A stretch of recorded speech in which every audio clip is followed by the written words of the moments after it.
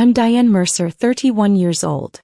On the night of October 14th, I was driving home from my 12-hour shift at Mercy General Hospital in Columbus, Ohio, when a pickup truck ran a red light on Broad Street and hit the driver's side of my car at approximately 47 miles per hour. I remember the sound before I remember the pain. A crack so total it felt less like a collision and more like the world ending a sentence. Then the airbag. Then nothing for a few seconds. Then everything at once. When I came back to full awareness, I was still in the car. Steam was rising from the hood. My left arm was pressed against the door at an angle that told me something was wrong before the pain did. My phone had landed on the passenger seat. I reached for it with my right hand. The first person I called was my mother. Her name is Patricia Mercer, 58 years old. At the time of my accident, she was 4 days into a 10-day Royal Caribbean cruise in the Western Caribbean, a trip she had booked 14 months earlier, had mentioned approximately 47 times, and had described to everyone in our extended family as the trip I've earned. She did not answer. I called again. She answered on the third call. Diane. Her voice had that particular flatness it got when I interrupted something. Not angry. Just absent. Mom. I could hear myself, the way my voice was doing something strange, catching on edges. I've been in an accident. I'm on Broad Street. I think my arm is broken. I need you to. Are you in an ambulance? Not yet. Then call 911, Diane. Pause. Music in the background. I'm at dinner. I know, but I need someone to call Marcus. Marcus Webb, my husband, was in Cincinnati that week for a project management conference. A 4-hour drive. And I need someone to pick up Nora from the Hendersons. Our daughter. 7 months old. Left with our neighbors, the Henderson family on Arcadia Avenue since 8 that morning. My mother exhaled. That exhale. I have heard that exhale my entire life. It is the sound she makes when she has decided something is your problem and is preparing to explain why. Diane, I have cruise tickets. I am in the middle of the Caribbean Sea. I cannot pick up a baby from Columbus, Ohio. A beat. This is a pattern with you. You know that, right? Every few months there's something. There's always something. I was sitting in a wrecked car on Broad Street with what I would later learn was a fractured radius, 2 cracked ribs, and a laceration across my left shoulder that required 11 stitches. A pattern. Hey, I said. Call 911. Call the Hendersons. Marcus can drive back. Okay. I'll check in when I dock. She hung up. I called 911. While I waited for the paramedics, I called the Henderson house. Janet Henderson answered immediately, said of course Nora could stay, said she was so sorry, said she would come to the hospital in the morning. Then I called Marcus. He picked up on the first ring. I told him what happened. He said 4 words, I'm leaving right now. No questions. No exhale. Just those 4 words and then the sound of him already moving. The ambulance arrived at 9:47 p.m. I was transported to Mercy General, the same hospital where I had worked for 3 years as a senior financial analyst in the Revenue Cycle Management Department, though the paramedics did not know that and neither at that moment did it matter. In the emergency department, a nurse named Colleen Bates processed my intake, observed that my emergency contact, my mother, was unreachable and quietly noted in my chart that a hospital social worker should check in the following morning. She did not make a production of it. She just wrote it down and made sure someone would come. That small act of professionalism. I still think about it. My brother called at 10:22 p.m. His name is Ryan Mercer, 35 years old, senior account manager at Bridgestone's regional office in Nashville, Tennessee. Ryan had always been the family's designated voice of reason, which in practice meant he was very good at explaining why whatever you needed was actually unreasonable. Hey, he said. Mom texted me. You okay? Fractured arm. Cracked ribs. I'll be fine. Good. Good. Pause.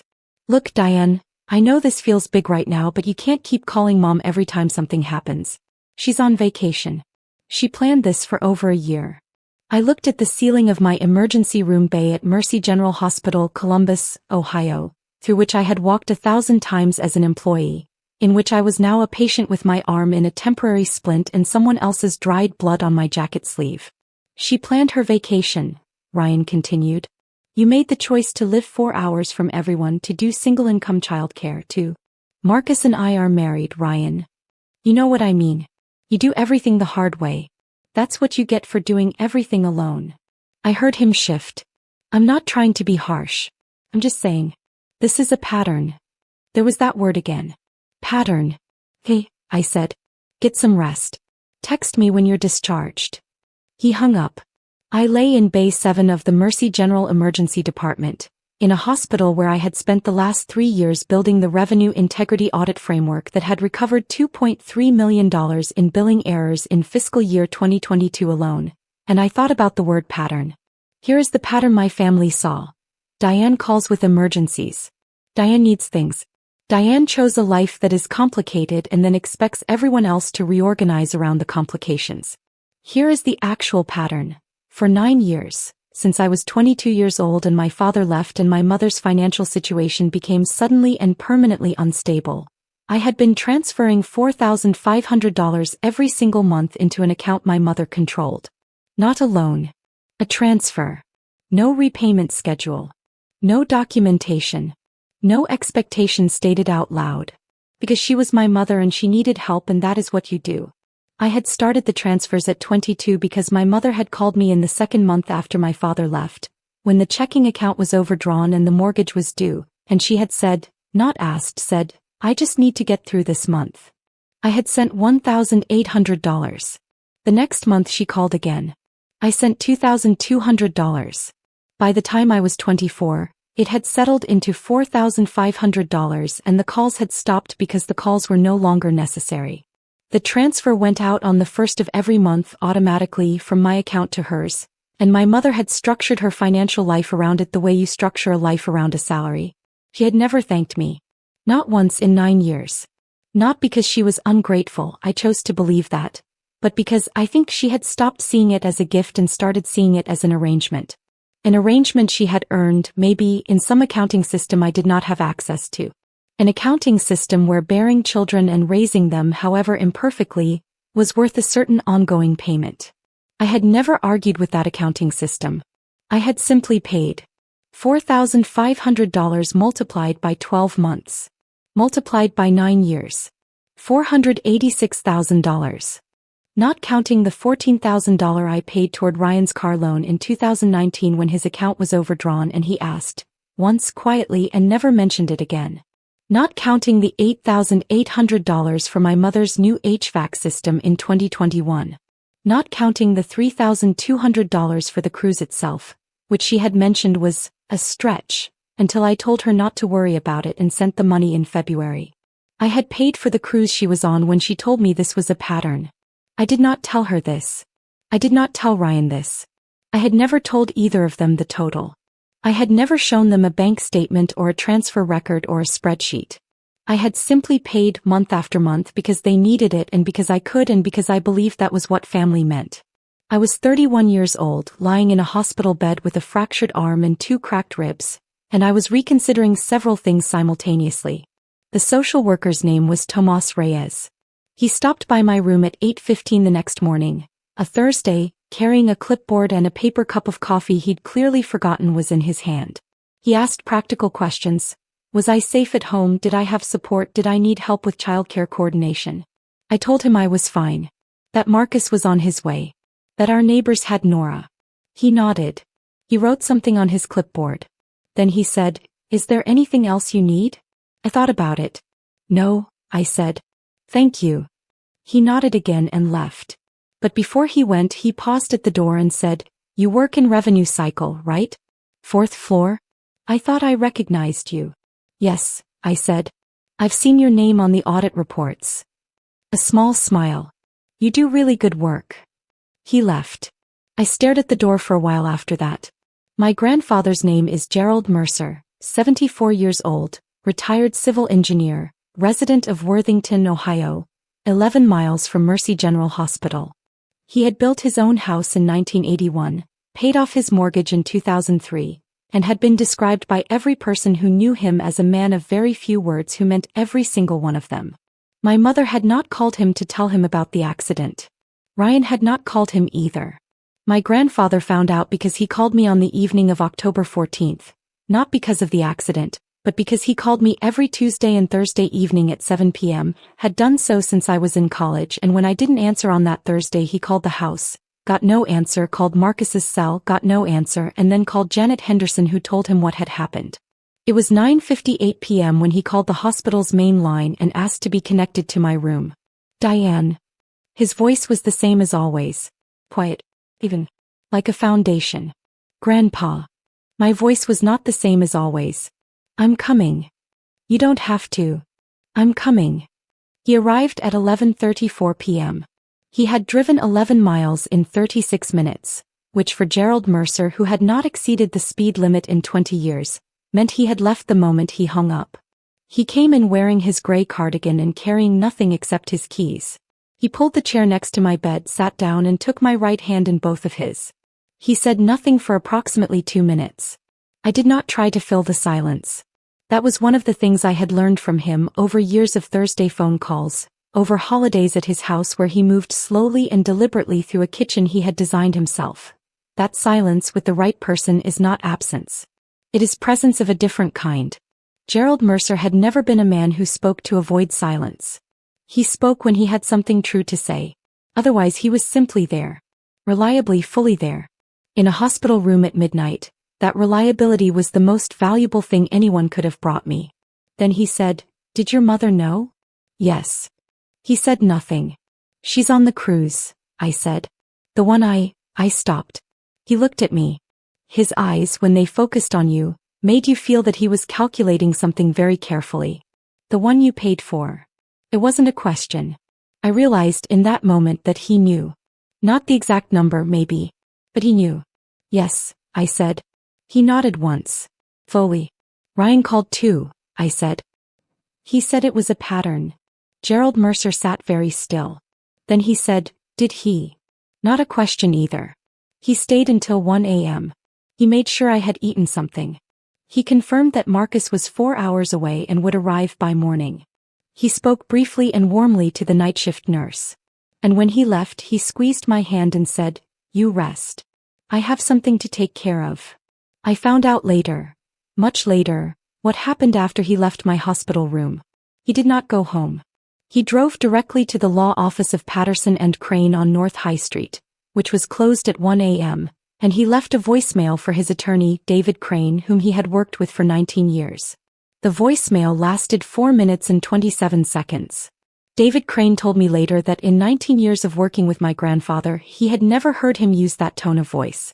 My grandfather arrived at Patterson and Crane the following morning at 8 a.m., before David Crane had finished his first cup of coffee.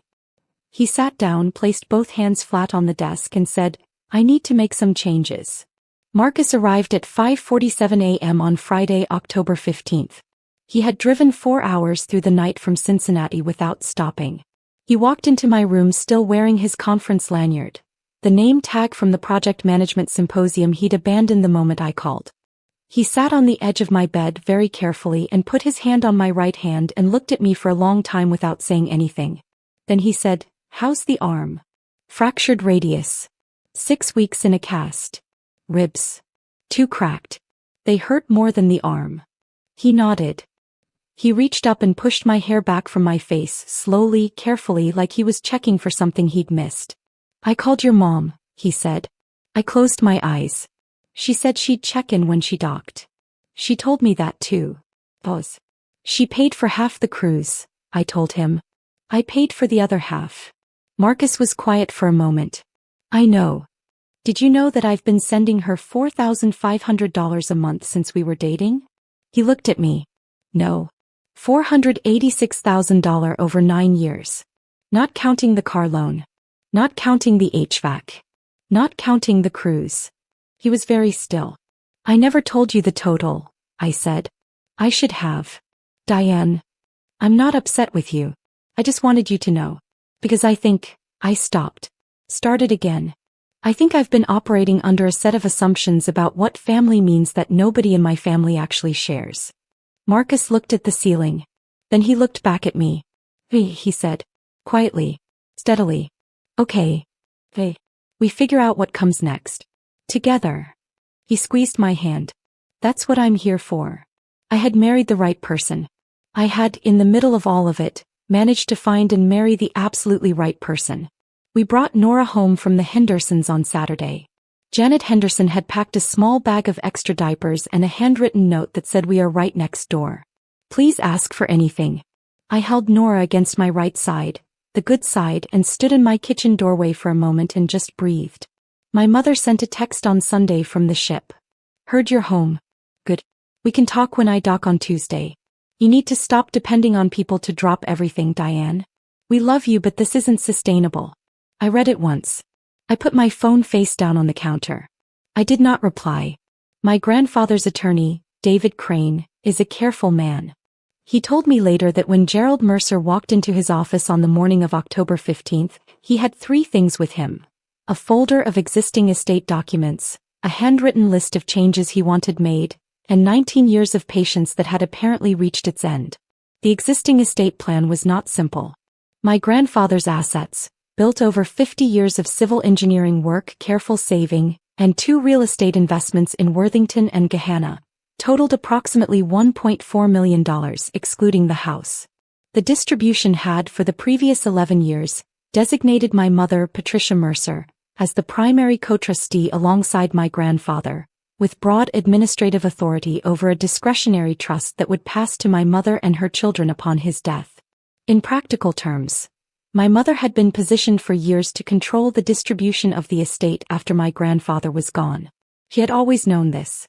She had, on several occasions, mentioned it, not crassly but in the way people reference a safety net. It was there. It had always been there. What David Crane drafted on October 15th and 16th, working over 2 days, reviewing it twice with my grandfather, making 3 small revisions at my grandfather's direction, was a comprehensive amendment to the Gerald Mercer Living Trust. The changes were as follows. My mother, Patricia Mercer, was removed as co-trustee. Her discretionary authority over the trust was revoked entirely. Her named inheritance share was reduced from 40% of the estate to 10%, a reduction of approximately $420,000 at current valuation. The administrative co-trustee role was transferred to me.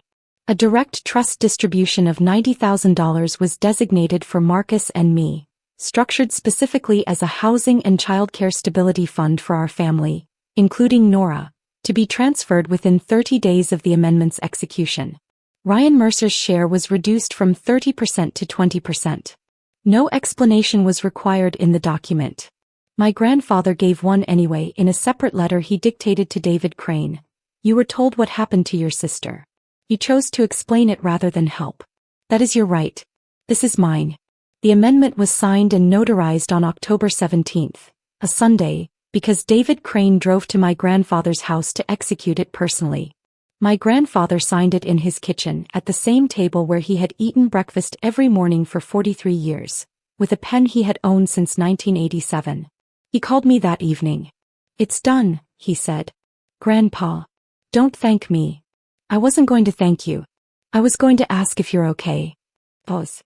Long enough that I thought the line had dropped. "I'm better than I've been in a while," he said. "How's Nora?" "She's good. She's asleep." "Good." A breath. "You didn't do anything wrong, Diane. You never did anything wrong. You took care of people who were perfectly capable of taking care of themselves, and they called it a burden when it cost them nothing and a pattern when it cost them a little inconvenience." His voice was even, factual. The voice of a civil engineer who had spent 50 years distinguishing between structures that would hold and structures that would not. That's not a reflection of your worth. That is a reflection of their character. I was sitting at my kitchen table with my arm in a cast and my husband asleep upstairs and my daughter asleep in her room, and I said, "I know. I'm not sure you fully do yet," he said. "But you will." My mother docked in Tampa, Florida on October 19th, a Tuesday at 7:15 a.m. She checked her phone first.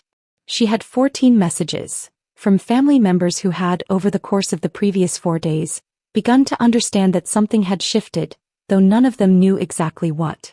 She checked her primary bank account, which was the one connected to the joint family discretionary account that had been drawing from the trust's administrative fund. The automatic transfer that had been scheduled for October 20th, the monthly $6,200 that had been flowing into that account from trust administrative funds for the past several years, the one my mother used for household expenses and travel and a personal line of credit she had opened in 2020, had been cancelled.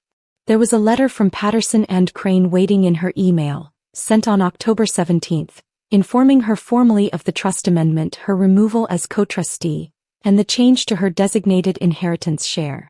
I was told she called David Crane at 7:43 a.m. from the parking lot of the Tampa cruise terminal. I was told that call lasted 11 minutes. I was told that during those 11 minutes, David Crane used the words legally executed, fully documented, and Mr. Mercer's sole discretion, a combined total of 7 times. I did not speak to my mother that day. He called me twice. I let both calls go to voicemail.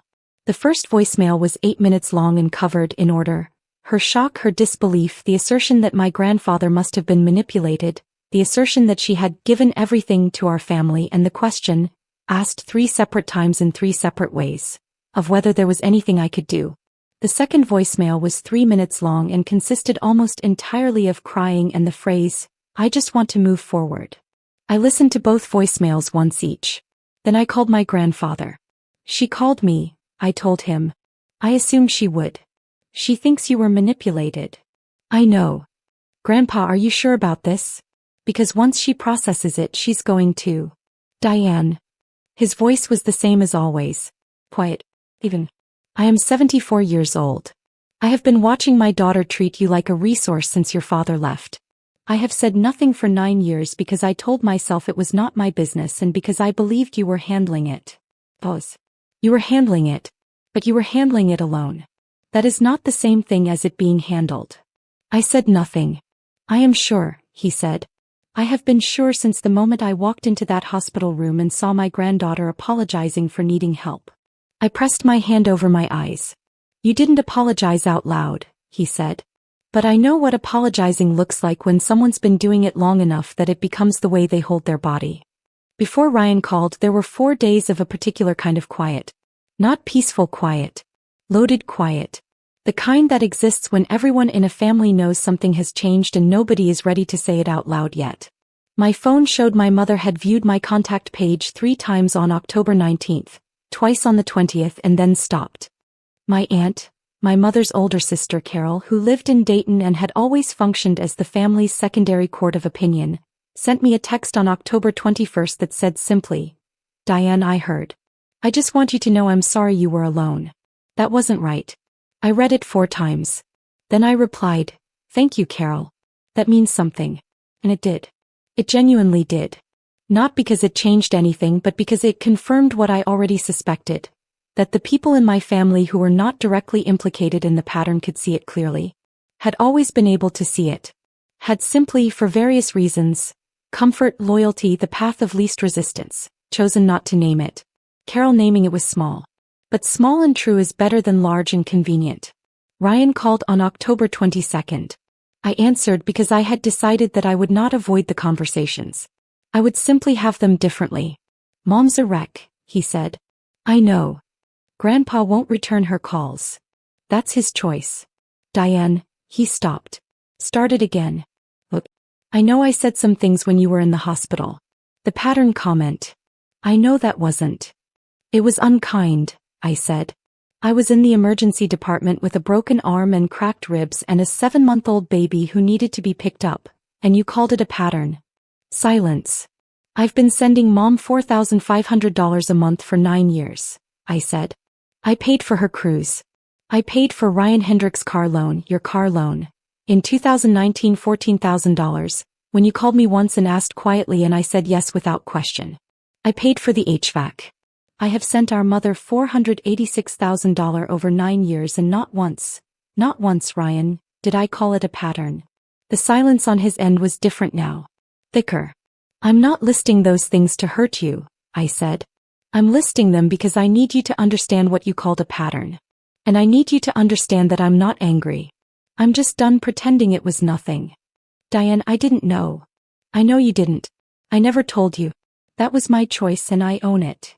I took a breath. "But not knowing doesn't mean it wasn't happening. And it doesn't change what you said." Another silence. "What do you need from me?" he asked. His voice had changed. Something had gone out of it. The explaining quality. The reasonableness. Nothing right now, I said.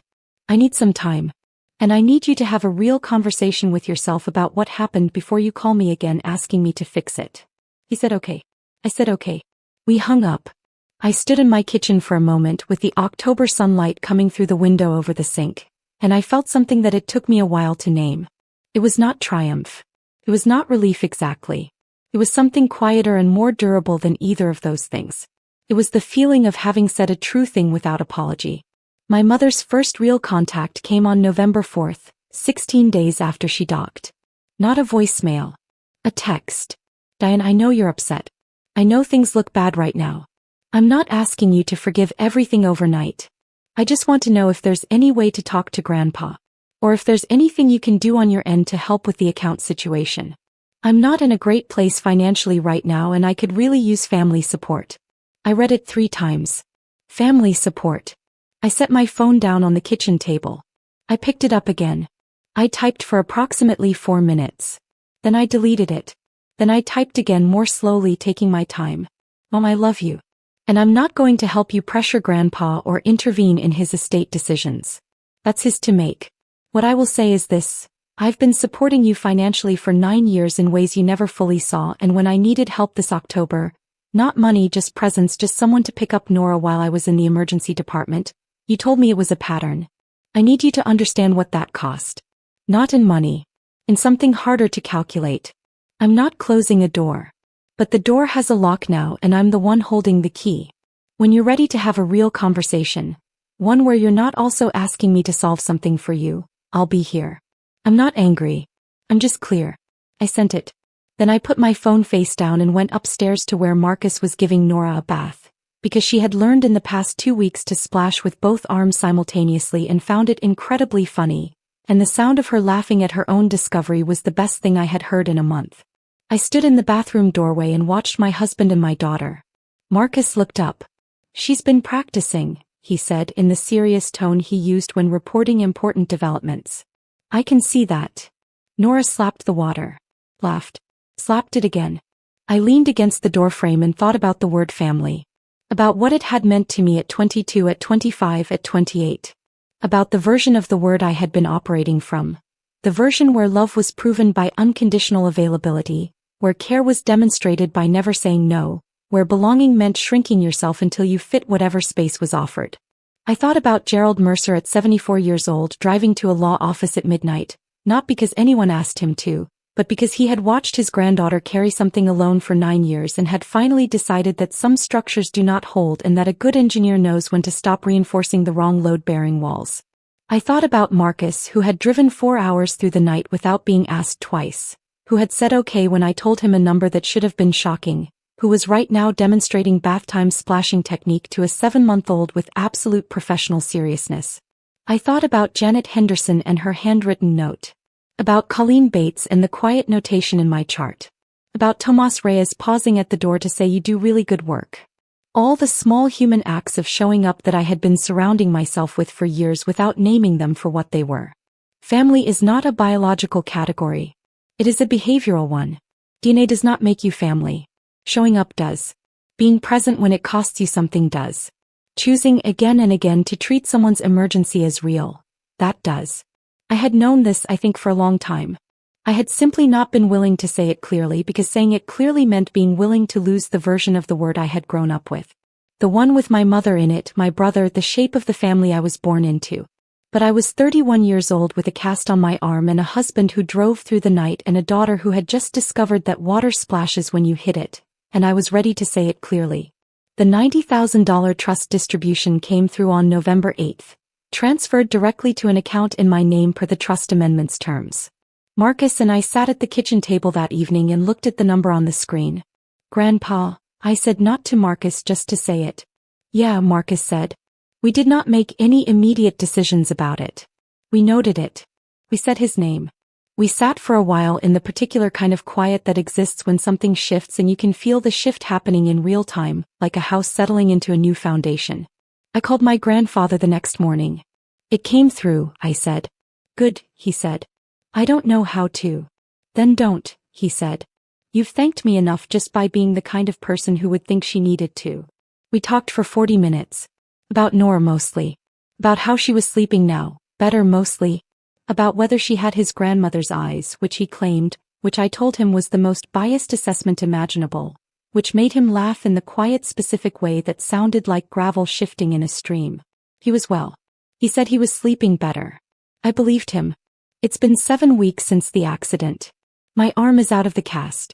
The ribs still ache when the weather changes, but the doctor at Mercy General says that's normal and will ease by spring. I went back to work in early November part-time at first, then full schedule by the second week. My team had kept everything running while I was out. My manager, Lynn Castillo, sent flowers to the house during my second week of recovery. Not a get-well card, not a generic arrangement, but a specific bouquet of yellow dahlias because she had once mentioned in passing that they were my favorite and she had apparently filed that away. Small acts. I keep noticing them now. My mother has not responded to my last text. That is her choice and I have made my peace with it. If she returns, really returns, not looking for leverage or intervention or access to a problem I can solve, I will be here. The door is not locked. But I hold the key and I will not pretend otherwise. Ryan sent a short message last week. No explanation, no apology, no request. Said, I've been thinking about what you said. You were right. I'm not ready to talk about all of it yet, but I wanted you to know I heard you. I read it 3 times. I replied, thank you for saying that. Take your time. That was all. It was enough. My grandfather is coming for Thanksgiving. He and Nora will meet for the first time in the daylight with everyone healthy without a hospital in sight. I have been informed by Gerald Mercer via phone call that he has purchased a very specific toy. He described it in engineering terms, something about structural stability and sensory development, that he believes she will find appropriately stimulating. Marcus has already started referring to this as the Grandpa Gerald toy evaluation. I am 31 years old. I have a fractured radius that is healing correctly, 2 ribs that still talk to me when it rains, a daughter who has mastered water splashing and is working on clapping, a husband who drives through the night without being asked twice, a grandfather who means every word he says, and a very clear understanding of the difference between the family you are born into and the family you build. I spent 9 years sending $4,500 a month to people who called my emergencies a pattern. I'm done with that math. I'm not bitter about it. Bitterness would mean I was still waiting for them to see it, still needing them to acknowledge the total, still hoping the number would land on them with the weight I always felt it deserved. I'm not waiting anymore. I'm just clear. I am, it turns out, more than enough. For this life, for this family, for this quiet Thursday morning in Columbus, Ohio, where the sun is coming through the kitchen window and my daughter is making sounds in the next room that are very close to her first word, and my husband has made coffee, and my grandfather is driving 11 miles on Saturday to evaluate a toy. I don't need anyone to see it now. Already know. If you've ever been the person everyone called for money but no one called back, drop a comment below. You are not alone. Type boundaries in the comments if this story hit close to home. Share this with someone who needs to hear it today. We're all out here building the families we actually deserve, one clear decision at a time.